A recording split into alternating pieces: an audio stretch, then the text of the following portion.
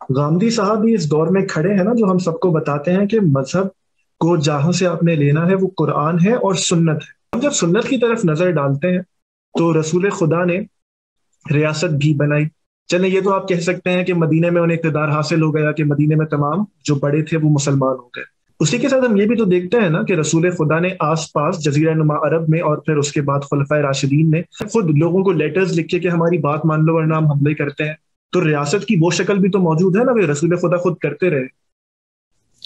ساتھ میں آپ صلی اللہ علیہ وسلم نے جو کچھ کیا وہ اپنی منصبی حیثیت کی رعایت سے کیا۔ یہ منصبی حیثیت خود قرآن مجید نے ان کو دی ہے۔ قرآن کا مطالعہ کریں، وہ بتاتے ہیں کہ جب رسول دنیا میں آتے ہیں تو قوموں کا فیصلہ کر دیا جاتا ہے، وَلِكُلِّ أُمَّةٍ رَسُولٌ فَإِذَا جَاءَ رُسُولُهُمْ قُضِيَ بَيْنَهُم بِالْقِسْطِ وَهُمْ لَا يُظْلَمُونَ۔ رسول آتے ہیں، فیصلہ کر دیا جاتا ہے۔ فیصلہ کیسے ہوتا ہے؟ يُعَذِّبُهُمُ اللَّهُ بِأَيْدِيكُمْ، تمہارے ہاتھوں کے ذریعے فیصلہ ہوگا۔ اور کیوں یہ کیا جاتا ہے؟ لِأَلَّا يَكُونَ لِلنَّاسِ عَلَى اللَّهِ حُجَّةً بَعْدَ الرُّسُلِ، اس لیے کہ اللہ تعالیٰ لوگوں پر رسول کے آنے کے بعد حجت تمام کر دیتا ہے۔ اور پھر کیا ہوتا ہے؟ پھر عذاب آتا ہے، اور یہ رسول کی موجودگی میں آتا ہے، اس کے بعد نہیں آ سکتا۔ وَمَا كُنَّا مُعَذِّبِينَ حَتَّى نَبْعَثَ رَسُولًا، اس وقت تک عذاب نہیں دیتے جس وقت تک ہم رسول کو نہ بھیج دیں۔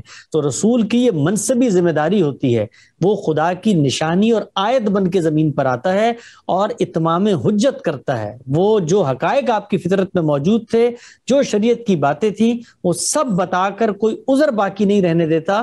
تو جو کام قیامت میں ہونا ہے اس کو دنیا کے اسٹیج پر، دنیا کے پردے پر ایک ریپلیکا، ایک ٹریلر کے طور پہ کر کے دکھاتا ہے، اور یہی وہ کام ہے جو پھر اس کے ساتھی ان مقامات پہ کرتے ہیں جہاں پہ رسول نے اتمام حجت کر دیا ہو۔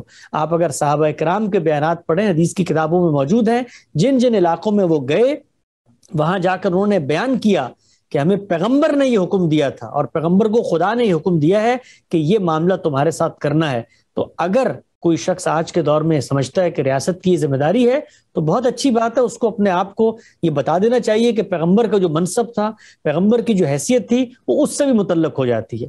اگر وہ دینیاتی استدلال دے رہا ہے تو پھر اس کو قرآن سے یہ بتانا پڑے گا کہ جو کچھ پیغمبر سے متعلق تھا، جو کچھ پیغمبر کی منصبی ذمہ داری تھی، بتایا گیا کہ اس کے ساتھیوں پر عذاب آتا ہے، ان کے ہاتھوں سے آتا ہے، اور یہاں تک بتا دیا گیا کہ پیغمبر اپنا کام کر کے چلے جاتے ہیں، یا تو ان کی زندگی میں عذاب آ جائے گا، اما نرینک بعد الذی نعدہم او نتوفینک، یا تمہیں ہم موت دیں گے اور پھر تمہارے بعد یہ کام کر لیں گے۔